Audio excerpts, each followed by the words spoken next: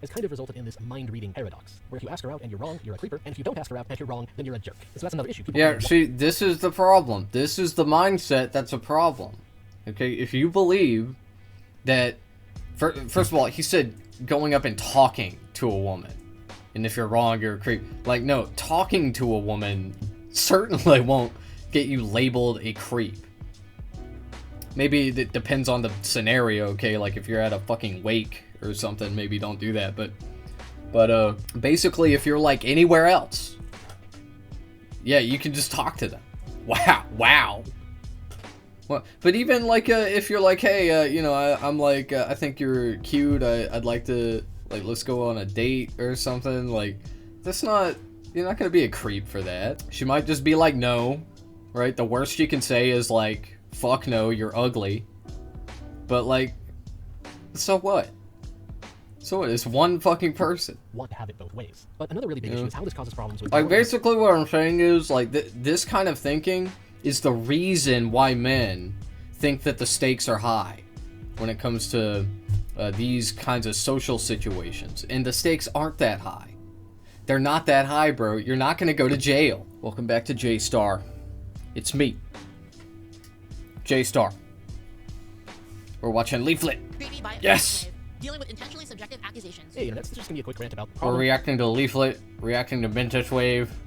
This is a video about, how men are not creepy. Men are never creepy. With the word creepy. That's what we're looking at. It's used to kind of ruin not just the dating scene, but in-person, face-to-face interactions in general. And how the problem of this word shows why modern society needs to start normalizing the assumption that non-specific, ambiguous accusations are probably nonsense until proven otherwise. Yeah. Or at the very least, the default position should be to not take them seriously. This is a topic I was going to originally include in my video on the male loneliness crisis, and while it is definitely related to that, I realized it'd be better off just as its own standalone video. Also, I don't do sponsors for my short videos, but I occasionally put something on my merch store on sale. And in this case, the Retro Gamers merch is still on sale. It's one of my better designs in my opinion, and all profits do directly help me towards making my content. So that'll be in the description below, or you can use this if you want. Thanks very much for your support. Anyways, the basic issue comes down to what specifically creepiness is. Its definition is that it's causing an unpleasant feeling of fear or unease. And while there's nothing wrong with that on its face, and there are legitimate uses of the word creepy, the issue here is that it is a subjective concept. Anybody can claim that they feel... Speaking of which, I just realized that the taxation is theft mug. I have to buy another one because my dad saw it and he was like, I want this. My dad visited and was like, I want this mug, and I was like, you can have it. unease from somebody or something, and it's ultimately unfalsifiable. You can legitimately just walk up to someone, point at them, and say, you are creepy, and there's absolutely nothing they can do to prove that their presence or something about them somehow is causing you to have an attack of the feels. And in many ways, it's the same fallacy of people who just claim to be offended and then get flabbergasted when the people... Or you could just ask them why. If somebody said I was creepy, a normal reaction would be like, oh, like I don't think I'm creepy. But but you guys, your reaction is that plus oh, I'm offended. Like you hurt my feelings. Like if somebody says I'm creepy, I just think you're wrong. All right? So so I don't feel the same way. All right, so like why do you think I'm creepy? Why is that?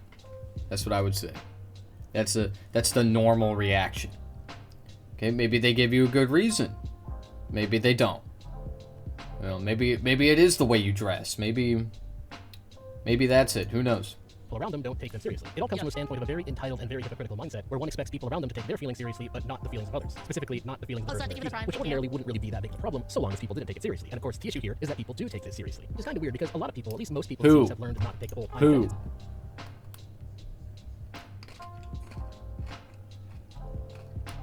People do take this seriously. Who? Look, man. Let's say I'm out in the real world, and I'm with my friend, and a stranger walks up to us, and they point at my friend, and they're like, "You're creepy. You're creepy looking." Am I gonna take that seriously? All right. Now, let's reverse the roles. Okay. Let's say my friend points someone out, and they're like, "That person looks creepy."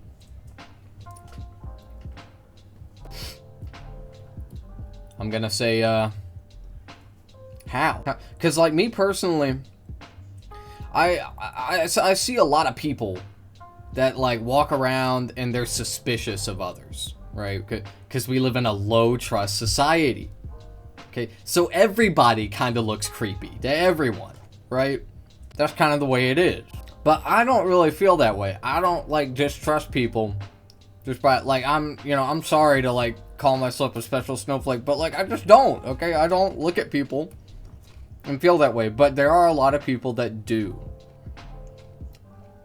They don't trust strangers.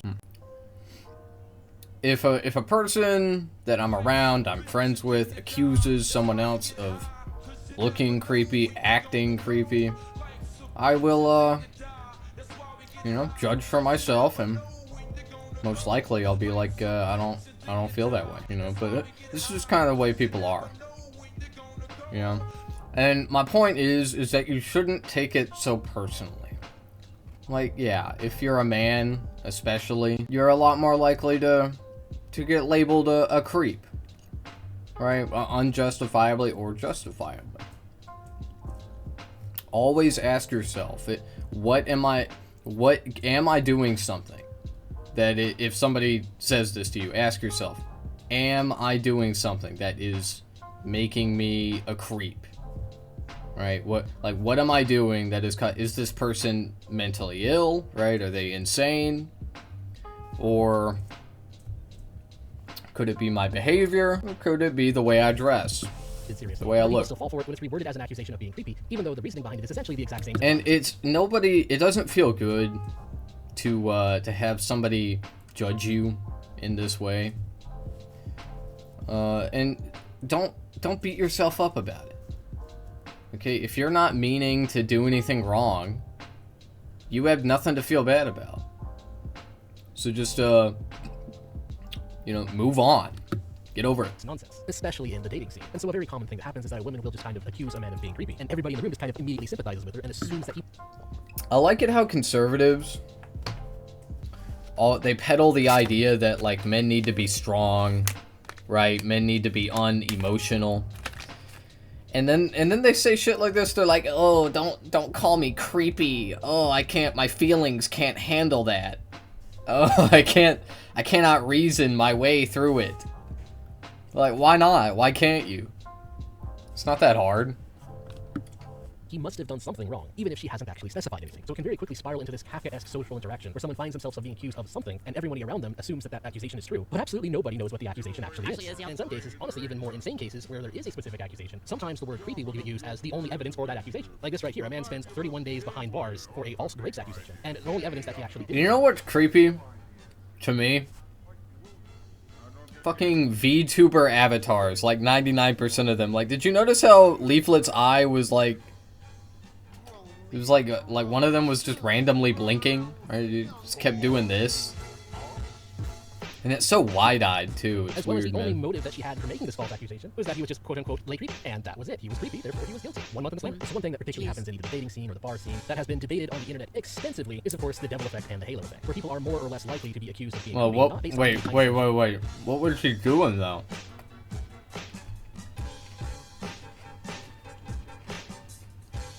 Look, people don't just throw that word around for no reason, okay? I'm not saying people don't throw the word creepy around when maybe they shouldn't, but they never do it for no reason.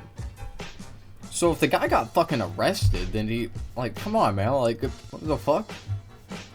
I mean, I'm not gonna act like police don't, make false arrests, but, like, they at least had to have made up a reason to arrest him, so what was it? Like, you can't arrest someone for being creepy. Objective behavior, but instead based entirely on how attractive they are or their perceived social value. For instance, in the basic context of a man asking a woman out on a date, as shown in this discussion right here on Purple Pill Debate, some women tend to frame a failed approach as a moral failing on the guy's part that goes beyond a simple no thanks, but implies that he is effed up socially, simply for the horrible crime of expressing interest. With a particularly good reply to this being, ugly is creepy. I've been fat and ugly and ripped. Yeah, no. It's just not true. Asking a woman out is not creepy. Okay, rejection is hard, sure. But you're not a creep for it. As long as you take no for an answer and fuck off. That's it.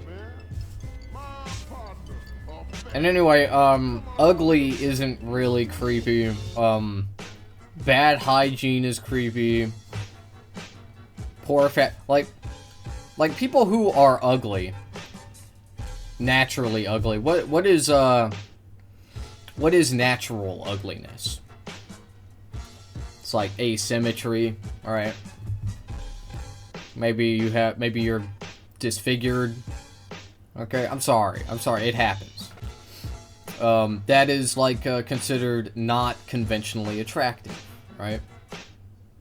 Doesn't make you creepy though, right? If you dress nice, if you have good hygiene, you're not a creepy person. Okay? Those are the things that make you creepy, right? Visually, non-behaviorally. So just like take a bath, man. Take a shower. And women treated me completely differently when I wasn't fat and ugly, even though I wasn't doing anything differently. And I noticed I do the same thing myself. When an attractive girl checks me out, it's nice. Feels flattering. But when a fat girl checks me out, my instant reaction is to feel gross out. And of course, Yeah, I love these stories. Yeah, before I was muscular, women didn't want me, and now I am, and they do. Wow, crazy. What a crazy. By the way, if you are like unfit, right? If you're out of shape, it's not like you can't date, right? Your options are certainly more limited, but it's not like you can't find someone. It's like I always say. All you have to do is go outside. Go outside and sit somewhere. And wait. And wait, that's it. Okay, wait for a woman. And then just talk to them. That's literally all you have to do. And you will find a girlfriend eventually. Okay, men? People who try to deny that you're welcome. Oftentimes simply just means ugly in the context of the dating scene. But there's a pretty good amount of data that proves that this is definitely a thing. Which is kind of surprising, actually, that we have academic research that proves that the ugly is creepy camp is correct. Because ordinarily, when something goes against political correctness, it tends to not really get much funding, or a lot of times universities won't even want to look into it, so the study just kind of never gets done. And so when you see cases like this, where you have research that goes against what you would normally expect from what you could call the cathedral, then you know it's almost certainly true. Because in our current cultural... You have like a similar thing that goes on too with like animals. Right? Like if an animal is like more cute, people are more tolerant of them. Like for instance, right? Nobody really cares about squirrels and stuff like that, but possums, people will freak out really about them. Or like rats, people will freak out about those in particular, but not really about. I love possums. Rodents of that type. Climate, the politically correct thing to do is, of course, listen and believe. And also rats. rats. Its root actually has absolutely really nothing to do with the dating market at all. But rather, what we're seeing is more of a major flaw in social interaction that kind of evolved over time as cultures around the world shifted from valuing honor and respect more to valuing victimhood. The whole dichotomy of people either being oppressors or victims, which has the unfortunate side effect of creating an avenue for a disingenuous individual to try and gain social clout by simply painting themselves as the victim. And this has widespread consequences for social interaction as a whole, because this overvaluing of the victim status has put us into a situation where we're kind of expected to magically know what other people are feeling, which makes social interactions very awkward. Everybody's walking around in a social situation with different rules and arbitrary ideas in their heads of how that social interaction should go, and a lot of people are just kind of assuming that everybody else knows or believes the same things that they know or believes on how those interactions should go. Ordinarily, this would not be an issue if we were living in a society where people still had some actual backbone and some thick skin. Because when people know not to get offended when someone steps over a boundary that they couldn't have possibly known was even there, then you can simply set the boundary audibly so that they know, and then it's not a big issue. The problem is we've kind of entered a low consciousness society where people again expect this kind of magic knowledge and are willing to completely freak out or pretend to freak out just for the sake of getting victim. Guys, this game looks freaking sick. I'm not gonna lie, I really want to play it. And the result is that a lot of social interaction sucks these days, which can actually further incentivize people to just not bother with social interaction or to just not play the game entirely. For example, back in college, and I'm actually older than people think I am, so this was 20 years ago, I recall this one time where there was a girl in one of my classes where we weren't close friends or anything, we were associates, we relatively got along, and apparently she had this massive crush on me, and yet she just didn't tell me. In fact, she dropped no hints whatsoever, or if she did, they weren't very good ones. But of course, I had my suspicions, but I decided to just not really bother. My mindset was just sort of, whatever. But part of the reason I didn't really go for it is simply because if you weren't absolutely sure of something like that, even back then in the early 2000s, social interactions were such that you could just make a fool of yourself if you were wrong. And the result of this is that later... There's a high social cost, basically, to being wrong in that situation. No, social and I guess also psychological cost to being wrong, so... Out of the blue, she just started hating me one day because she wanted me to ask her out, and I didn't, and she got all pissy about it. So perhaps I dodged the bullet. The point here is that this... That's because men, and she got all pissy about it. Yeah, she dodged a fucking bullet. Yeah, right. Yo, she saw your YouTube channel and she was like, oh, I missed my chance.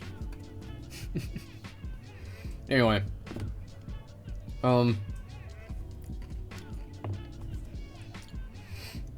I honestly don't think that women are like this as much anymore. Are there women that are like, you know, kind of reserved, you know? Yeah, of course. But I think that men by and large are scared to approach women, not because the repercussions for like failing or whatever, or like getting rejected, it's not actually like it's not going to ruin your fucking life, bro. Like, you're not, like, if you ask out a girl and she says no, you're not gonna go to jail. You're not gonna get arrested by the police. The woke police aren't gonna come arrest you for being creepy. It's just not gonna fucking happen. Okay, But basically what I'm saying is that Mentis Wave is, you know, there is some truth to what he's saying. Men typically don't approach women unless they're sure. What I'm saying is that they shouldn't do that. Men are fucking stupid for thinking that way. And it's just risk management. Like, a lot of men seem to have this idea in their heads that if they approach a woman and they get rejected, it's the worst thing ever. It is worse than dying. It is, like, your life is over. Like, it's crazy. It's crazy, man. This is what, you know, maybe this isn't what men literally think, but men are emotional, okay? Just like women. Just like all humans. Men are emotional, and they don't think logically when it comes to approaching women. They are scared little boys when it comes to approaching women. They're like, oh, I don't want to... I don't want to scare the woman with my manliness. Like, no, man, just, like, go and talk to her. Like, she's a fucking person. It's not like a robot. Taking unfalsifiable social accusations seriously has kind of resulted in this mind-reading paradox, where if you ask her out and you're wrong, you're a creeper, and if you don't ask her out and you're wrong, then you're a jerk. So that's another issue. Yeah, see, this is the problem. This is the mindset that's a problem. Okay, if you believe that... First of all, he said going up and talking to a woman.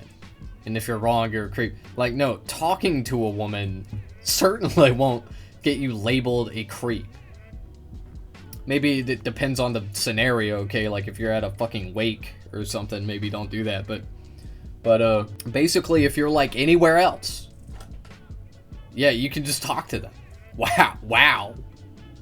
Well, but even, like, if you're like, hey, you know, I'm like, I think you're cute, I'd like to... Like, let's go on a date or something. Like, that's not... You're not gonna be a creep for that. She might just be like, no. Right? The worst you can say is, like, fuck no, you're ugly. But, like... So what? So what? It's one fucking person. Want to have it both ways. But another really big issue is how this causes problems with... Like, basically what I'm saying is, like, this kind of thinking is the reason why men think that the stakes are high when it comes to... these kinds of social situations, and the stakes aren't that high.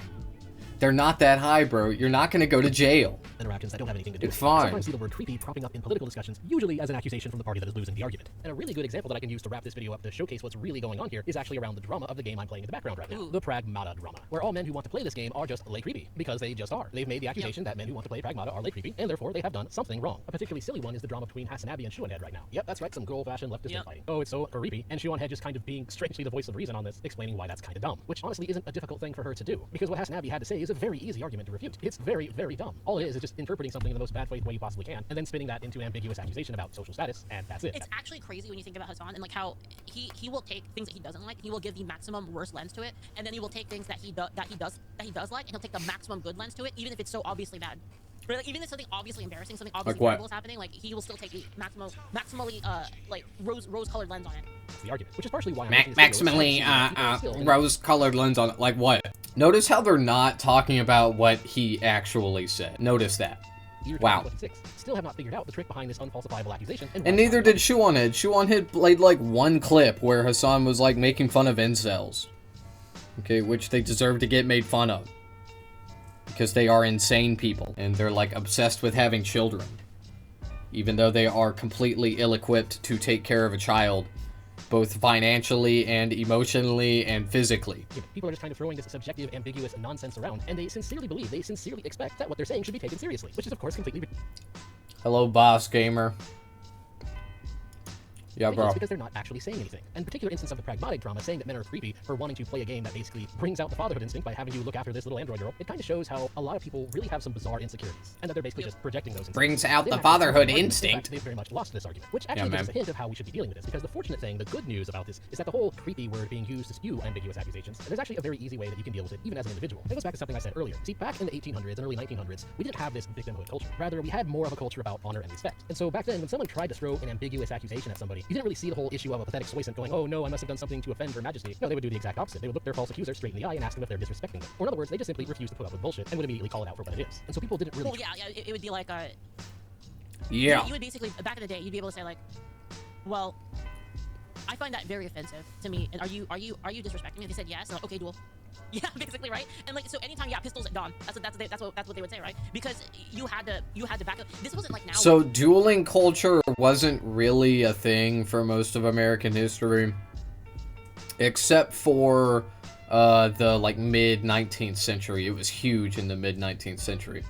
And I mean, think about it. Think about the turmoil that the country was going through at the time.